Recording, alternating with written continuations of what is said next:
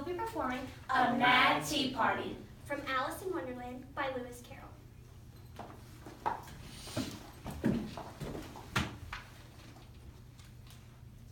There was a table set out under a tree in front of the house, and the March Hare and the Hatter were having tea at it. A dormouse was sitting in between them, fast asleep, and the others were using it as a cushion, resting their elbows on it and talking over its head.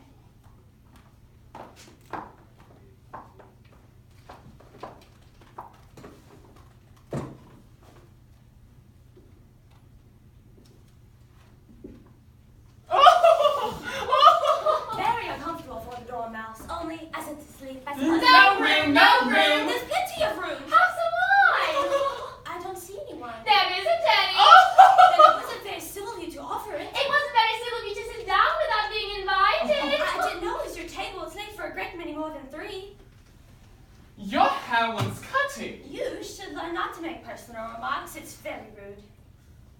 Why is a raven like a writing desk? Come, we shall have some fun now. I'm glad they've begun asking riddles. I believe I can guess that. Do you mean you think you can find out the answer to it? Exactly so. Then you should say what you mean. I do at least. At least, I mean what I say. That's the same thing, you know? Not the same thing a bit. You might as well say I see what I eat is the same thing as I eat what I see. You might as well just say that I like what I get is the same thing as I get what I like.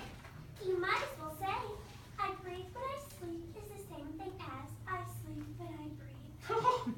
It is the same thing with you. What day of the month is it? The 4th.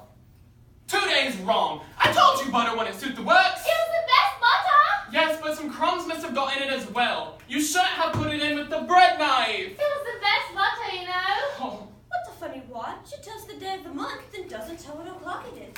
what should it? Does your watch tell you what year it is? Of course not, but that's because it stays the same year for such a long time together. Which is just the case with mine. I don't quite understand you.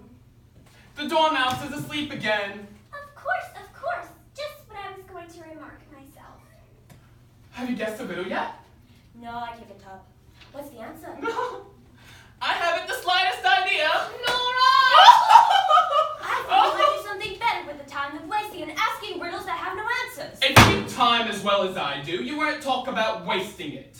It's him. I don't know what you mean. Of course you don't. I dare say I've never even spoke to time. Perhaps not, but I know how to beat time while on music.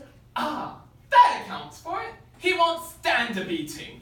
Now, if you only kept on good terms with him, he'd do almost anything you liked with the clock. For instance, suppose it were 9 o'clock in the morning, just time to begin lessons. You'd only have to whisper a hint to time, and round goes the clock in a twinkling. 1:30. Time for dinner!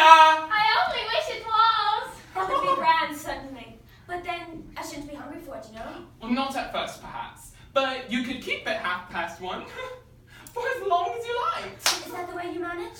Not I. We quarreled last March, just before he went mad. It was at the great concert given by the Queen of Hearts, and I had to sing. Twinkle, twinkle, little bat.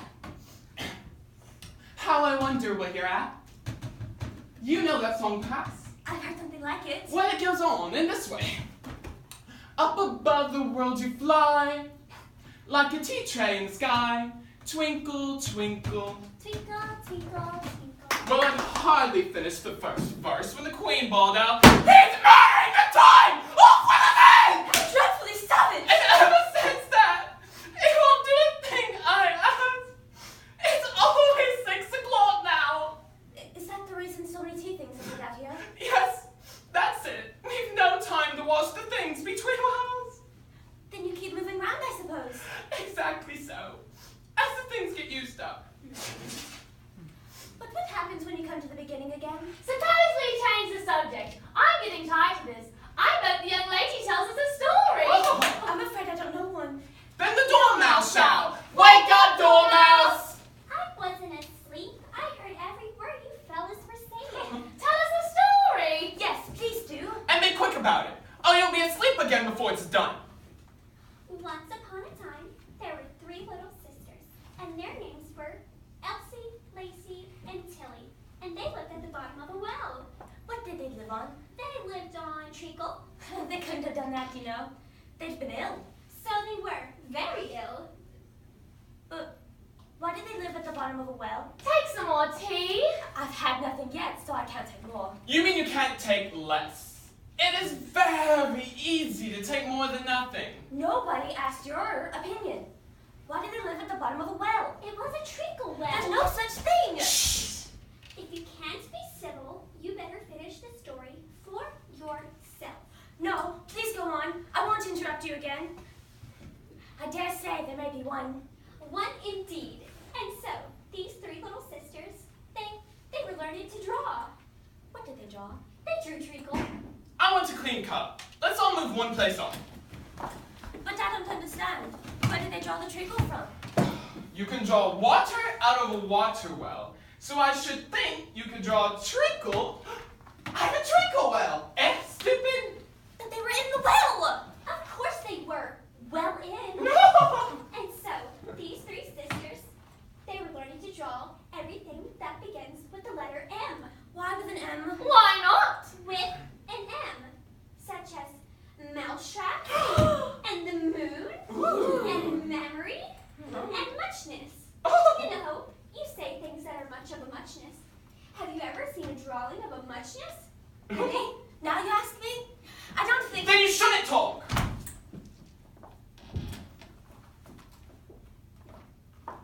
This piece of rudeness was more than Alice could bear. She got up in great disgust and walked off.